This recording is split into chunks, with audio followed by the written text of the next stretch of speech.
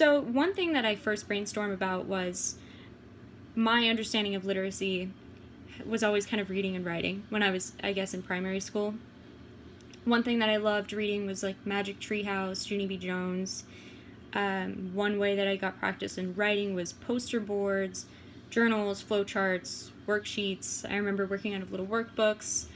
And one thing that I've thought about now that I've been brainstorming about this is there was kind of a divide. Either I was doing a journal that was totally free write, no instruction at all, or I was doing a very formal thing like a poster board or my worksheets or something. And it was so structured for me that I didn't really have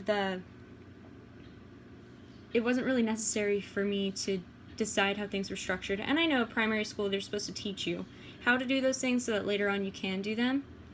But what I've noticed as I've grown up is that I lead a lot better when I have a very structured curriculum to follow. Like, if my syllabus isn't to the T, I kind of freak out a little bit, and I want to know exactly what is expected of me. I feel like I didn't really build on my professional writing skills or even my reading skills unless I had a very structured way, like directions to follow. The journals, I found myself writing, "You're the best," or "This is very fun," or "This is very awesome." And I wish they were a little bit more structured than that. There needed to be kind of a balance, I think, because I only wrote formally in a formal assignment, which makes sense, but at the same time, I wasn't using the formal language that I learned in my everyday writing or my everyday speaking and communicating.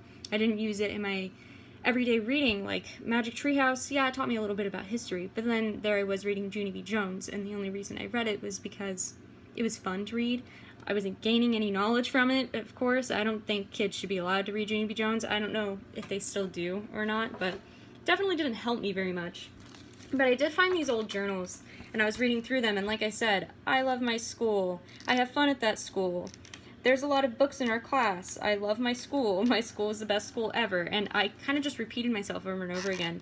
And there's no grading in this. Of course, I flipped to a page that doesn't have anything on it, but there's no grading in this journal. It's just me free writing. And I think this is second grade. It says 2005. So then I looked at another one that I happened to have. And this was later on. This was like third or fourth grade. And they had us like put our photos in it and then talk about ourselves. And it's kind of like a very kind of fancy one, a very final product thing.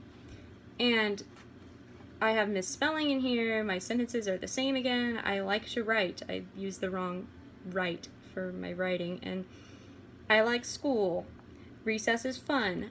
I mean, the same thing over and over again.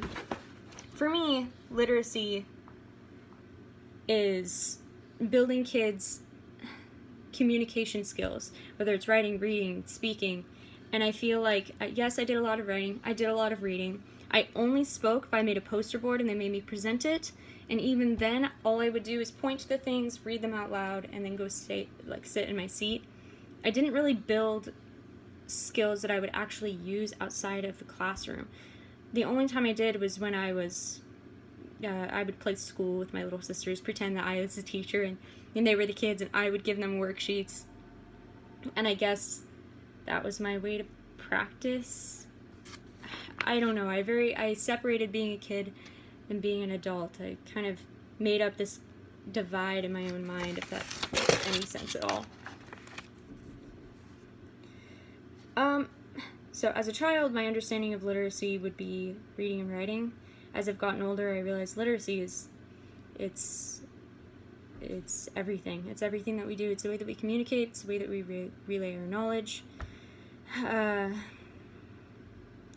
I think what my students need, if I were a teacher, more discussion. They need more communicative ways of learning. Like, think, pair, shares are great, but it needs to be a leaded discussion in some way. It needs to be somewhat structured, but not totally handed to them. When they're learning new vocab, maybe you can throw in ways that they are able to use it while they're discussing, so that they know how to use it outside of the classroom and they're not just ticking off things for the test or for the assignment. I was reading in the Draper, What is More Important, Literacy or Content? Confronting the Literacy Content Dualism. And this quote says on page, what page am I on? Page 14, I'm sorry. On page 14, for instance, the ability to meaningfully interact with words such as photosynthesis, parallelogram, and nationalism depends both on an individual's ability to decode or sound out the words, as well as his or her ability to understand the concepts represented by the words. Behaviors that may be required of an individual to participate in the various activities associated with learning, knowing, and communicating. So the content obviously matters, but the way that we hand them these vocab words, how they're used, and how to use them outside of class. I also read another one in the adolescent literacy thing that we read first. On page 9, it says in the very last paragraph, oral communication in classrooms is related to student knowledge and development of academic communication skills in speaking, writing, and reading. Classroom oral participation helps students learn vocabulary, syntax, and macro structures needed for reading and writing in the disciplines taught in middle schools and high schools. So, after doing all this reflecting, after reading my little journals, what I really came down to is that we need more communication happening in classrooms. It's not always for a grade. It's teaching kids that the skills that they're learning them for a reason. Learning them how to apply them in real life, how they can be used. So